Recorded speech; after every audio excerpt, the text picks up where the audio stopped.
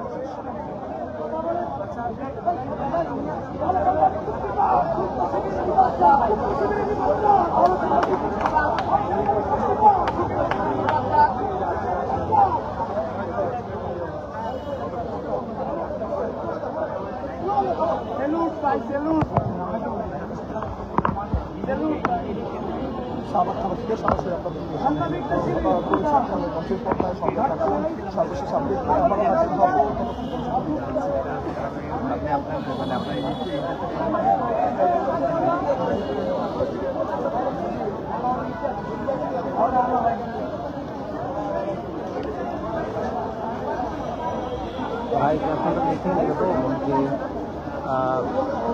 Viral photo কার্ডের নিয়ে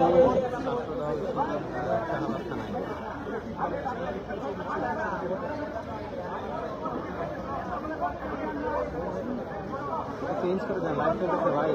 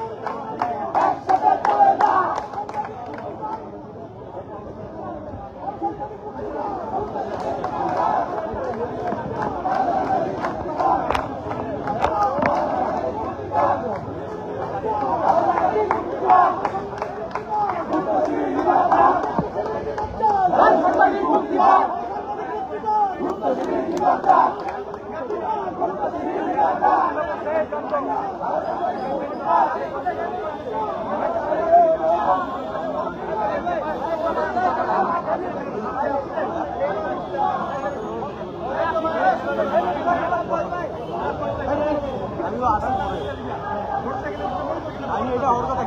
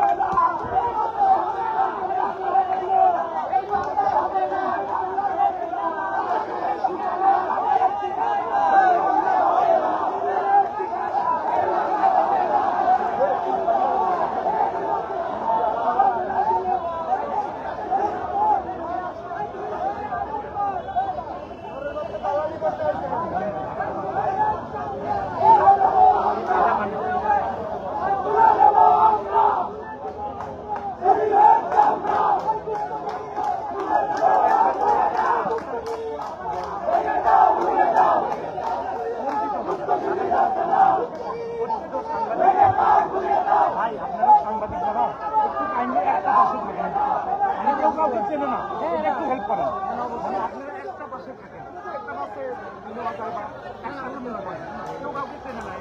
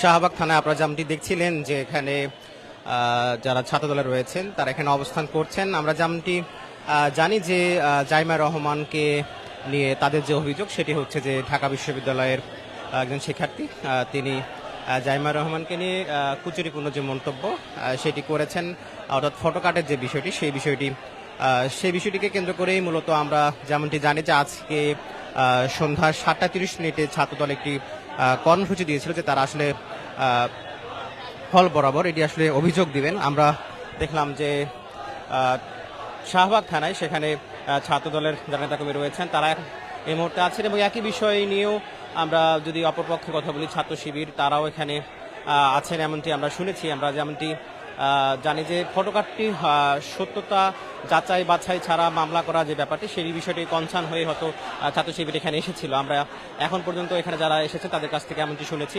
আমরা দেখলাম যে এখানে যারা ছাত্রদলে রয়েছেন তারা স্লোগান দিচ্ছেন যে ছাত্র শিবির গুপ্ত, জামাত শিবির গুপ্ত, এই বিষয়গুলো নিয়ে এখন পর্যন্ত স্লোগান দিচ্ছেন এবং মাঝে মধ্যে আমরা দেখতে পাচ্ছি একটু যে ধস্তাধস্তি সেগুলো হচ্ছে এবং আমরা সবকিছু মিলেই যদি বলি যে বিগত যে সময়গুলো নির্বাচনের পর আমরা দেখেছি সেই সময় বিভিন্ন ক্যাম্পাসে যে স্বস্তির পরিবেশ সেই পরিবেশটি নির্বাচনের পরও অনেক দিন ছিল, কিন্তু গত 2 দিন ধরেই আমরা দেখলাম গতকালকে এবং গতকালকে আমরা দেখতে পেলাম যে চট্টগ্রাম সিটি কলেজে সেখানে ছাত্র শিবির এবং ছাত্রদলের মধ্যে যে ঘটনা ঘটেছে সেই ঘটনাকে কেন্দ্র করে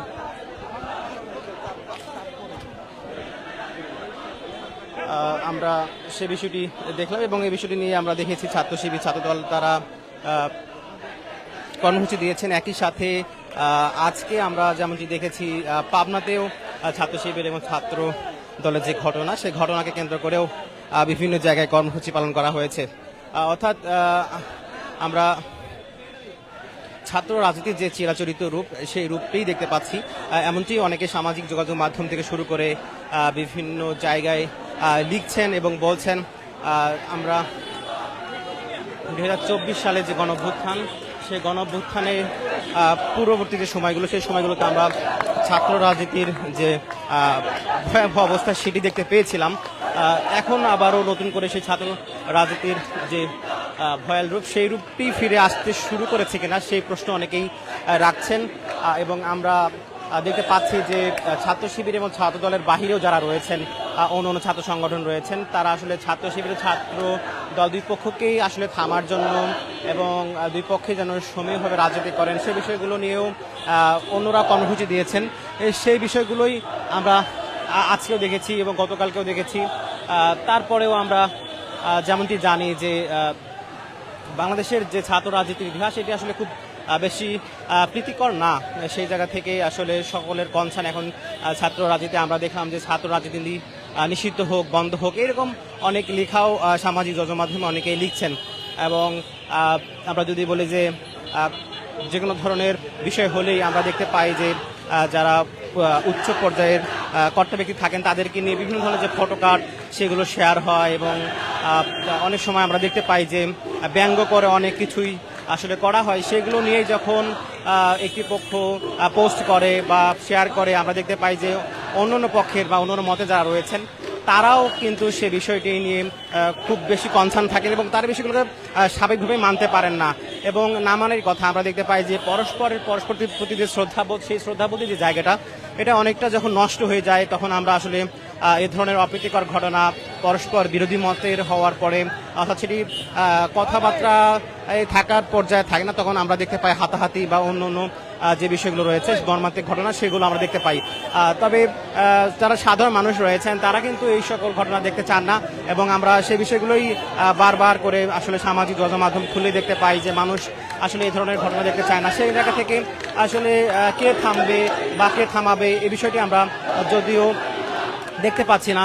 আমরা গতকালকে থেকেই দেখছি যে বাংলাদেশের যে ক্যাম্পাসগুলো রয়েছে সেখানে পরস্পর বিরোধী যে দেয়াল লিখন সেই দেয়াল লিখন আমরা দেখতে পেয়েছি। অনেকে অভিযোগ করছেন যে বিগত সময়ের মতো যে ট্যাগিং রাজনীতি সেই ট্যাগিং রাজনীতি শুরু হয়েছে। এ সকল বিষয় নিয়ে আমরা ছাত্র নেতাদের যে বক্তব্য সেই বক্তব্যগুলো যদি পর্যালোচনা করি সেখানে আমরা দেখতে পাই যে কিছুটা প্রচ্ছন্ন যে উস্কানি সেই উস্কানিগুলো রয়েছে। এর মধ্য দিয়ে আসলে কতটুকু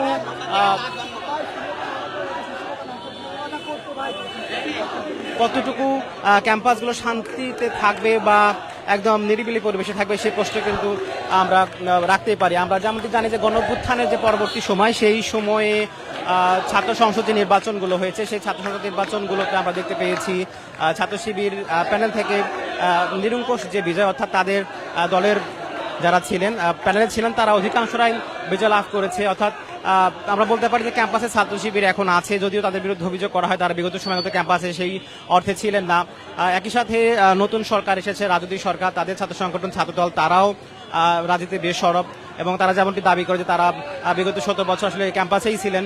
এই সকল বিষয় নিয়ে আসলে ক্যাম্পাসে আধিপত্য বা অন্য যে বিষয়গুলো রয়েছে সেই বিষয়গুলোকে মূলত সামনে রেখে এমন অবস্থা সৃষ্টি হচ্ছে বলে অনেকেই মনে করছেন, অনেকেই সে মন্তব্যগুলো করছেন। আমরা সামাজিক যোগাযোগ মাধ্যম খুললে কিন্তু সেই বিষয়গুলো দেখতে পাবো। আমরা এখন যেমনটি দেখছি যে শাহবাগ থানার সামনে এখানে যারা ছাত্র দলে রয়েছেন তারা ছাত্র শিবিরের যে গুপ্ততা, সেই গুপ্ততা নিয়ে তারা স্লোগান দিচ্ছেন, অর্থাৎ ছাত্র শিবির গুপ্ত ছিলেন 17 বছর, এই বিষয়টি তারা বারবার করে হাইলাইট করার চেষ্টা করছেন এবং আমরা দেখতে পাচ্ছি যে তারা একের পর এক স্লোগান দিয়ে যাচ্ছেন।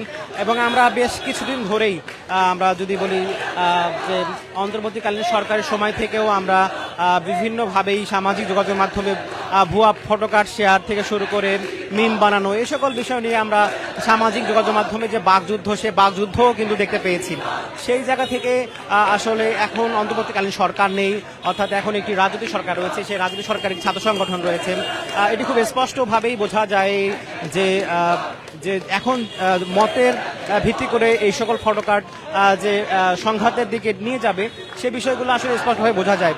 যদিও অনেকে বলেন যে সমালোচনা করার যে জায়গা, সে জায়গাটা থাকা উচিত, তারপরেও আসলে সমালোচনা তো করা যায়, কিন্তু সেই সমালোচনা যদি বন্ধভাবে হয় সে বিষয়গুলো নিয়ে আসলে অনেকের আপত্তি থাকে। মূলত ছাত্রদল সেই আপত্তিগুলোই করছে।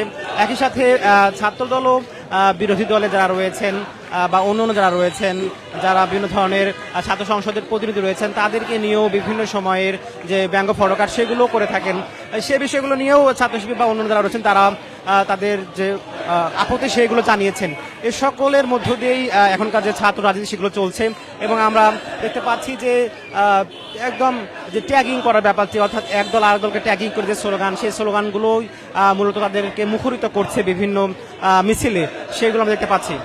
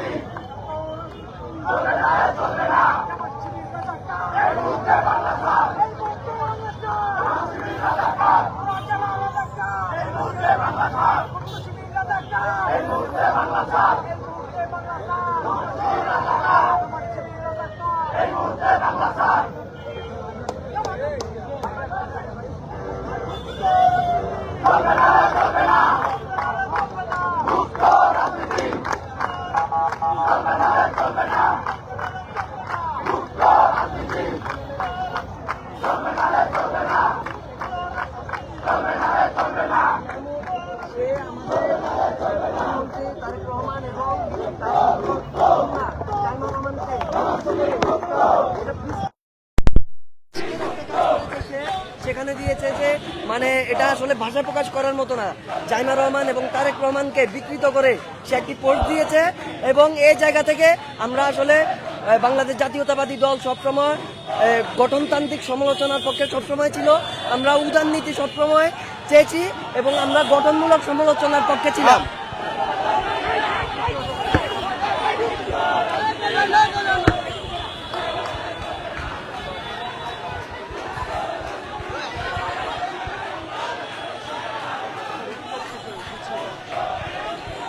দর্শক আপনারা যেমনটি শুনছিলেন যে জাতীয়তাবাদী ছাত্রদল তারা যেমনটি বলছে যে জাইমা রহমানকে নিয়ে যে কুচুরিপূর্ণ মন্তব্য করা হয়েছে, মূলত সেই মন্তব্যকারী যিনি তিনি ছাত্র শিবিরের রাজনীতির সাথে জড়িত সে বিষয় নিয়ে তারা আসলে অভিযোগ করছেন এবং তিনি বলছেন যে আসলে এ ধরনের যে সমালোচনা রয়েছে এগুলো আসলে তারা কোনোভাবেই সহ্য করবে না।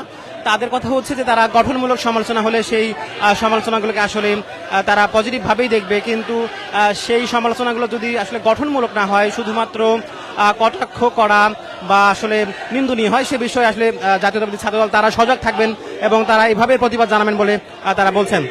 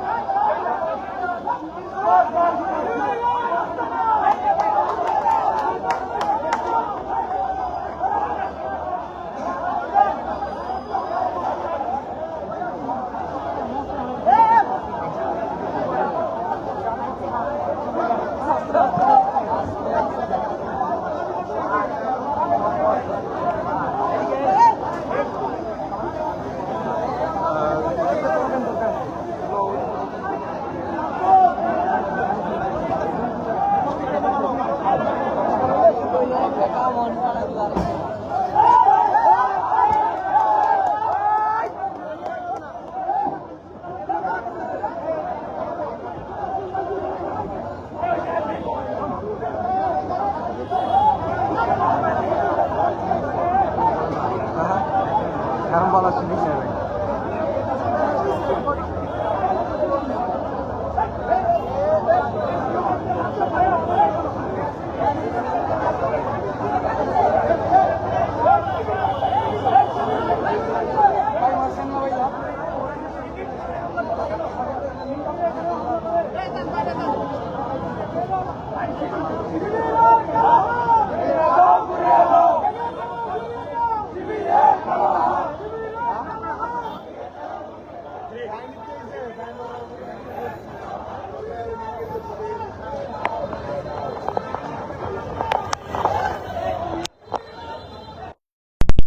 দর্শক আপনারা যেমনটি দেখছিলেন, আপনাদেরকে যেমনটি বলছিলাম যে আজকের যে ঘটনার সূত্রপাত এটি মূলত জাইমা রহমানকে নিয়ে যে একটি ফটোকার্ড শেয়ার করা হয়েছে, সেই ফটোকার্ডের ব্যাপারে ছাত্রদলের যে আপত্তি সে আপত্তি তারা জানিয়েছে।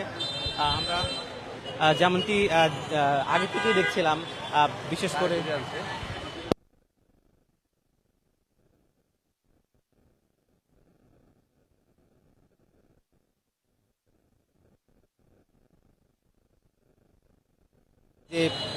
অন্তর্বর্তীকালীন সরকার যখন থেকে ক্ষমতা নিয়েছে তখন থেকেই জাইমা রহমান, তারেক রহমানের বিভিন্ন ফটোকার্ডগুলো সেই সময় থেকেই আমরা দেখতে পেয়েছিলাম যে বিভিন্নভাবেই করা হচ্ছিল এবং সেই ফটোকার্ডগুলো যারা ভিন্ন মতো রয়েছেন তারা শেয়ার করছিলেন। এবং যেহেতু এখন ত্রয়োদশ জাতীয় সংসদ নির্বাচনের মধ্য দিয়ে বিএনপি সরকার গঠন করেছে, এই সকল বিষয় নিয়ে তাদের যে নেতাকর্মী রয়েছেন তারা সজাগ থাকবেন বা তারা প্রতিবাদ জানাবেন, খুব স্বাভাবিক বিষয়টি। যদিও যারা বিরোধী মতে রয়েছেন তারা অভিযোগ করছেন যে অনেক কিছু আসলে চেক না করে শেয়ার দেয় অনেকে, আবার এমনও আছে যে অনেকে ভুয়া ফটোকার্ড বানায়, সেই ফটোকার্ডগুলো অনেকে শেয়ার দেয়। অর্থাৎ পরস্পরের বিরুদ্ধে যে অভিযোগ, সে অভিযোগগুলো আমরা শুনতে পাচ্ছি এবং আমরা দেখলাম যে গতকালকেও চট্টগ্রাম সিটি কলেজে সেখানে দেয়ালে লেখার যে বিষয় সেই বিষয়গুলো নিয়ে সেখানে সংঘর্ষ হয়েছে। আজকে পাবনাতে সেখানে যে ঘটনা সেই ঘটনাগুলো ঘটেছে এবং এই ঘটনার পরিপ্রেক্ষিতে আমরা দেখতে পেয়েছি ছাত্র শিবির ছাত্রদল তারা পরস্পরের বিরুদ্ধে তাদের যে স্ট্যান্ড সেই অবস্থানকে জানাতে তারা তাদের মতো করে কর্মসূচি পালন করেছে। আজকেও 7:30 আমরা যেমনটি জানি যে হলের তাদের অর্থাৎ মহসিন হলে গিয়ে এই বিষয়টিকে হল প্রভোস্টের কাছে নালিশ করবার জন্য তারা কি কর্মসূচি দিয়েছিল। আমরা দেখতে পেলাম যে এখন সেই কর্মসূচি কতটুকু হয়েছে কিনা আমরা দেখতে পাচ্ছি। এখন ছাত্রদলের অনেকেই শাহবাগ থানায় রয়েছেন এবং আমরা যতটুকু জানতে পেরেছি এখানে ছাত্র শিবির অর্থাৎ তারা সেই ঘটনার সাথে দায়ী বলে তারা অভিযুক্ত করেছেন তারাও এখানে আছেন এবং একটু পরপর আমরা দেখতে পাচ্ছি যে ছাত্রদল আসলে শিবির আছে কিনা সেই বিষয়গুলো এখানে খুঁজছেন এবং একটু পরে পরে আমরা দেখতে পাচ্ছি যে শিবির বুঝতে পারলে চড়াও হচ্ছেন।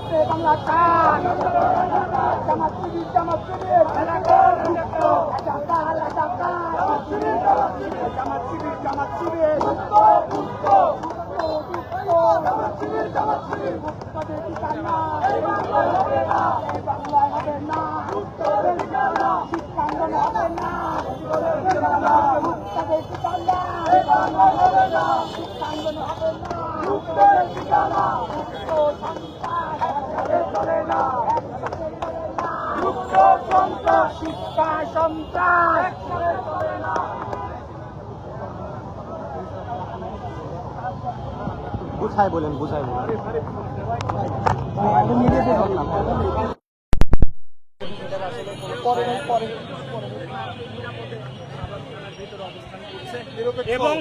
এবং তারা সেই এবি জোবায়ের অলরেডি 30 মিনিট আগে পোস্ট দিছে ছাত্রদল নাকি চাপাতি ক্রিস নিয়ে তার উপর হামলা করেছে। আপনারা এই যে 40-50টা সাংবাদিক এখানে আমাদের একদম হাতে মানে একদম মিথ্যা একটা অভিযোগ অলরেডি করেছে, সে যেটি করার চেষ্টা করে আর কি।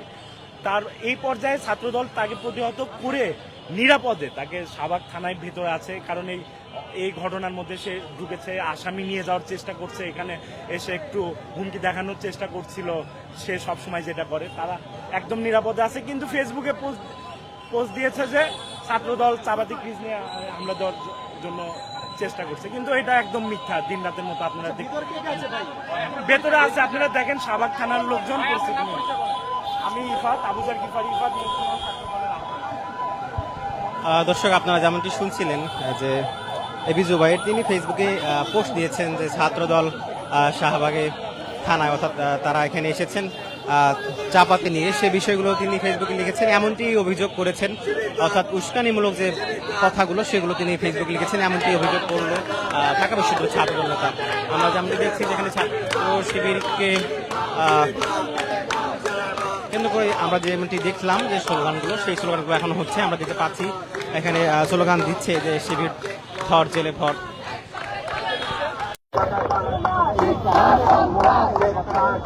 ভাই সবাই কেটে থাকো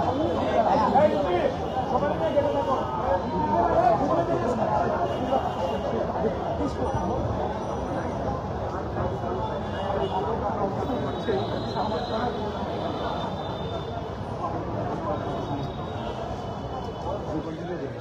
কাছ থেকে বলবো সরকারি মাল কিন্তু অসুবিধা নেই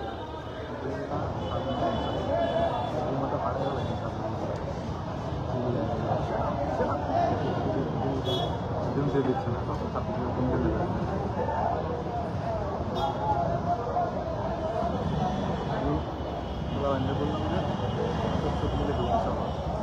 আমার আজকে